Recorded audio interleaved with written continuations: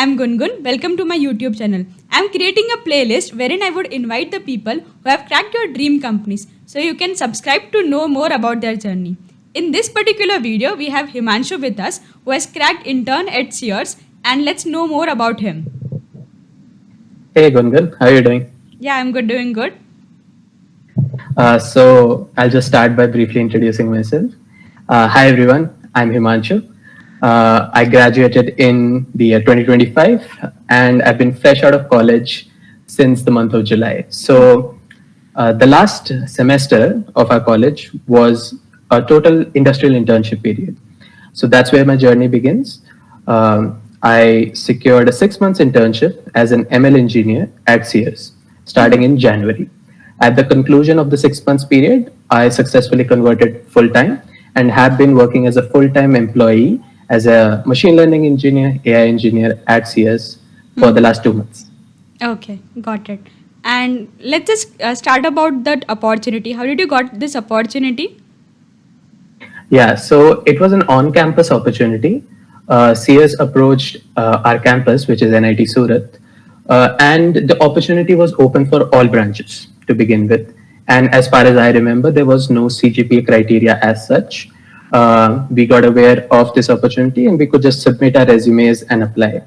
To begin with, obviously, there was a resume shortlisting, and then slowly and steadily we can get into more of the process. But yes, to begin with, it was an on-campus hiring opportunity. So as you know that it was an ML role. So how did you apply for it? What were the things that you kept in mind while tailoring your resume? So one good thing was they were upfront about the different kinds of roles they had. I knew I was only gunning for one specific role, ML engineer. That was the only thing I was really interested in. Anyhow, I had some things which we can discuss in detail later, which gave me confidence that, hey, if the interview focuses on the ML side, I know I can back it up. So I had some projects and one internship in the past to back that up, and we can talk about it more. So they gave us the opportunity to fill in what kind of role we are interested in. So when we were submitting the resume, we could also give our preferences. Up to 3 roles in order of preference. I was only interested in ML, so that's the only thing I really filled in the form. Okay, now just talk about the project that you were talking about that helped you to get your resume shortlisted. Yeah, so the project was as follows. Often as students, we'd go about highlighting text. So we'd take any notebook, just take a colored highlighter, go ham on it. But I mean, you can imagine, you can compile a lot of such text and it might become a little bit of a hassle to later consolidate all of that, revise all of that. So we thought, why not take what we already know about machine learning and make it useful in actually our student lives. The project was all about training a custom computer vision system, which was YOLO based. YOLO is that specific neural network. And training it on a data set we generated ourselves. There's no data set, as far as I'm aware, that exists right now of just actual highlighted textbooks. It's a very niche thing, yeah? So you would imagine it doesn't exist. So we created some functions in OpenCV to generate a synthetic data set based on just one image. If you just take one image that's highlighted, you can generate up to 50 variations using the logic we wrote here. So we generated a nice 500 image data set and trained a YOLO model on it. It had pretty good accuracy. And hey, it actually had a realistic use case for students. So right off the bat, that means something useful already makes some impact. So yeah, that was the student project that was there in my resume too. Got you shortlisted. Okay, what was next after OA round? Sorry. Okay, what was next after the resume shortlisting?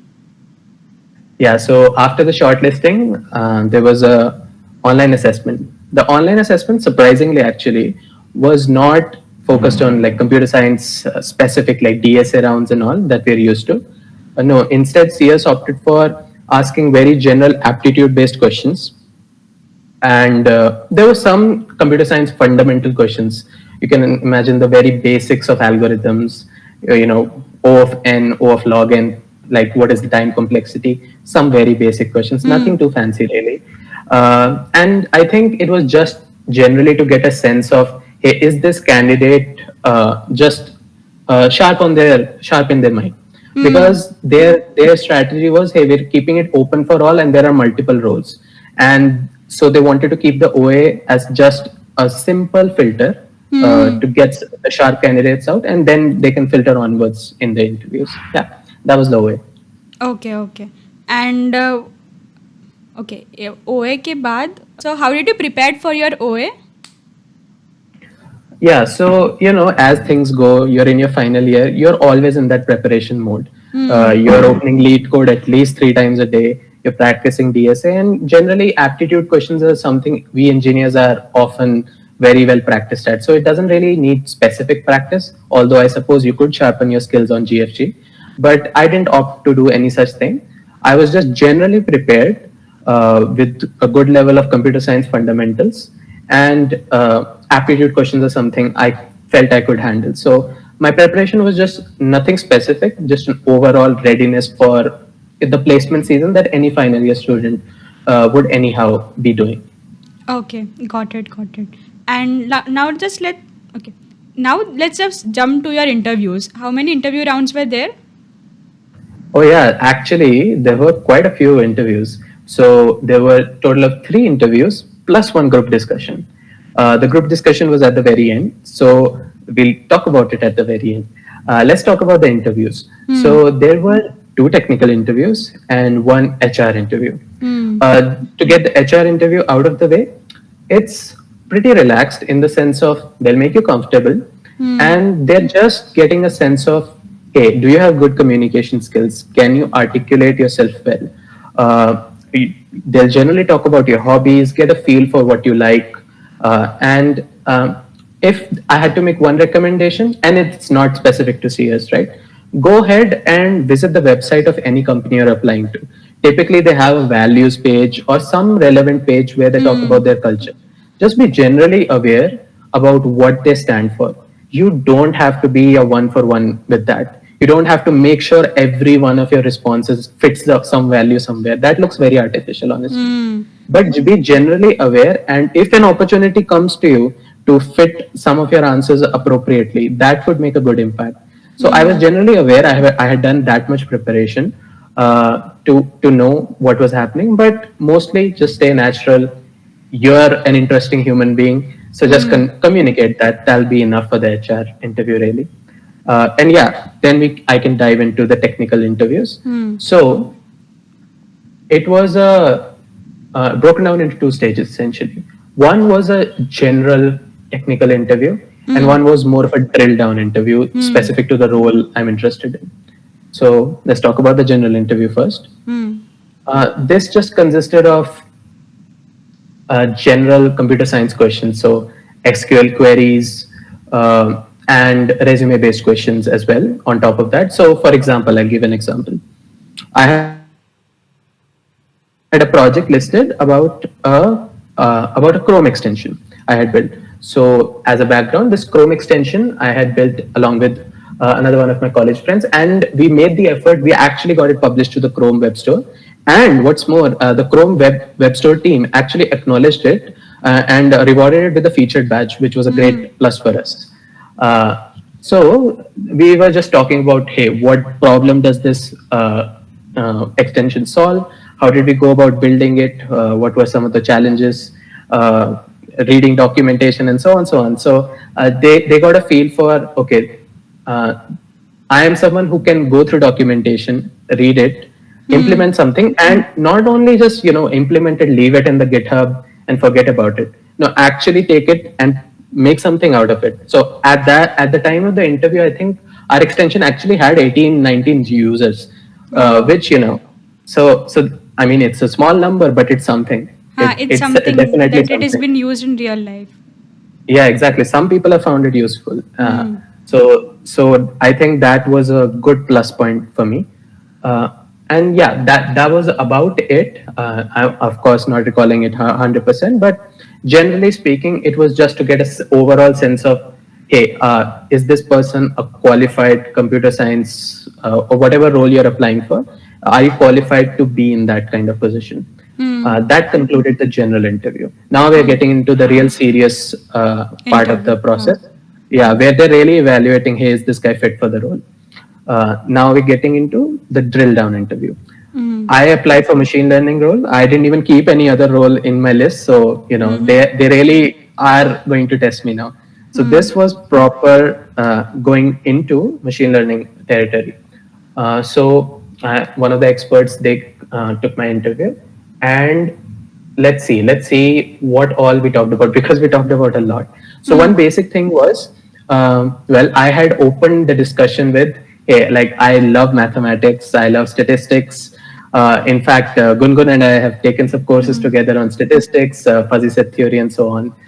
So she can vouch for my interest in mathematics for sure. That's what got me into machine learning in the first place. So they heard that, and they were like, okay, so let's start with the linear regression. I mean, it's simple mathematics. That's why they presented it to me. And I explained the loss function and so on, and what it's doing and all that. Then there added some noise to the data. How would I deal with it? We talked about regularization, L1, L2, their differences and their equations, and what its significance is. So, okay, now we have gone past the basics. Then they glanced at my resume, and they picked my 2 months internship that I had done at the end of my third year. Here's where we went super technical, because my internship was on transformers. Transformers is that latest and greatest neural network that has caused the modern generative AI revolution. We're not. My internship wasn't on LLMs per se, which is what most people think about when they hear transformers. It was actually on a vision-based transformer, which is quite interesting, and I think maybe some people might not know about it. But we're not dealing with text at all. The modality is completely different, but it still follows that encoder-decoder architecture. If you know, you know. Got it. Now let's talk about the GD, the last round. Oh yeah, actually. So by far, this process has been pretty standard, as probably most people can relate to. But the group discussion was quite separate, really. I didn't really anticipate what was going to happen in the group discussion. If I had to put it in simple words, I think they were trying to test how well a candidate can handle some pressure. You can imagine in a real setting, right? You're dealing with some customer, some client. You need to be able to put your points forward, even if you're in an uncomfortable situation or in a hostile situation.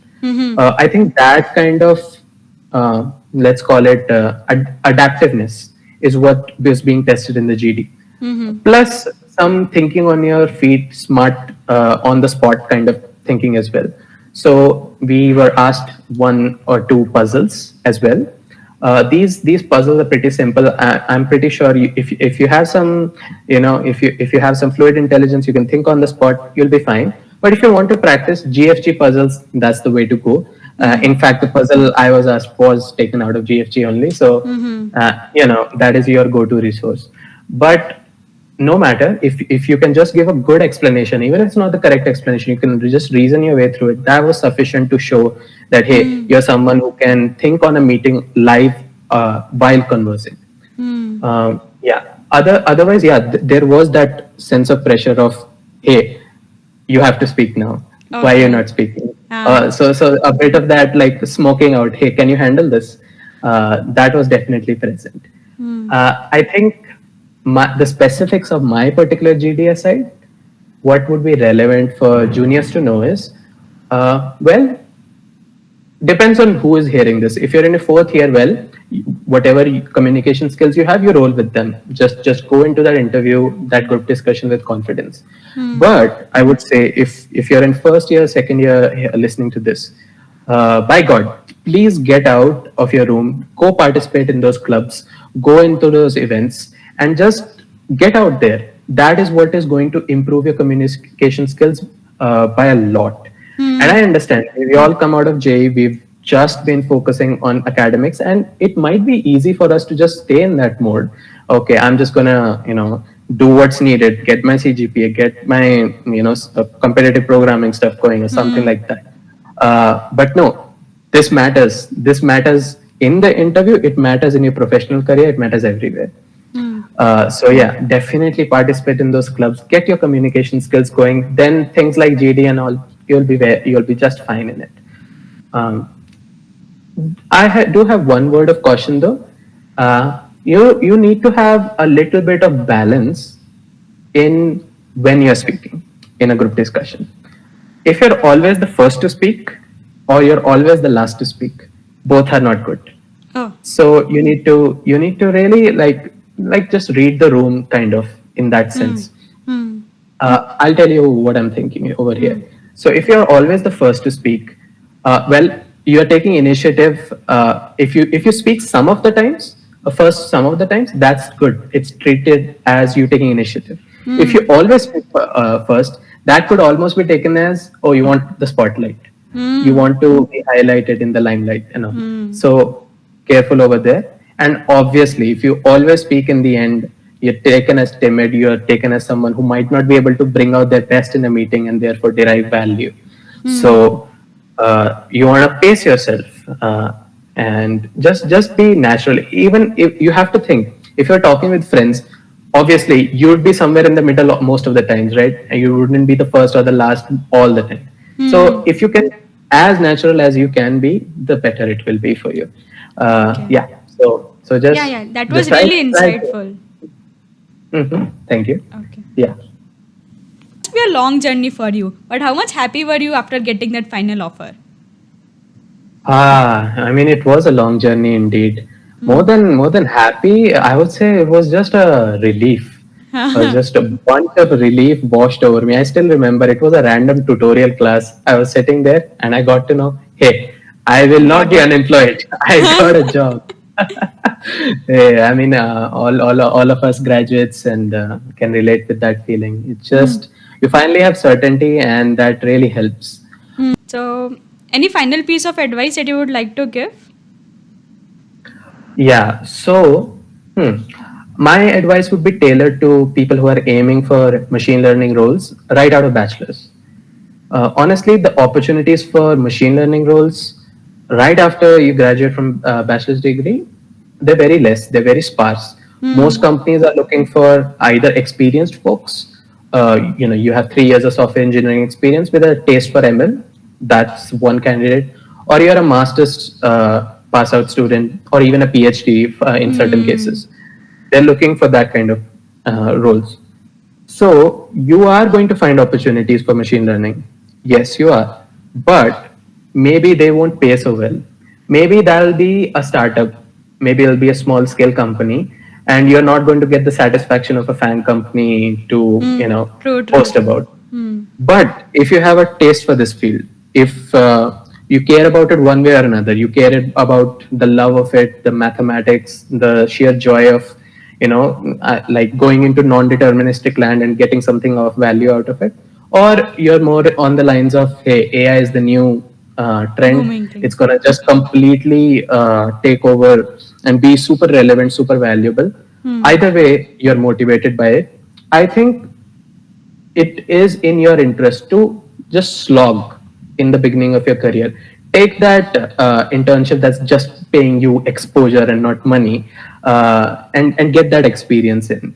Take that maybe not so fancy looking job to get those reps in, to get that foot in the door of the industry. And then when you build experience and you build expertise, you will become eventually unstoppable. So you just need a bit of patience. I mean, just earn enough to satisfy your basic needs, I would say. Keep growing, keep learning.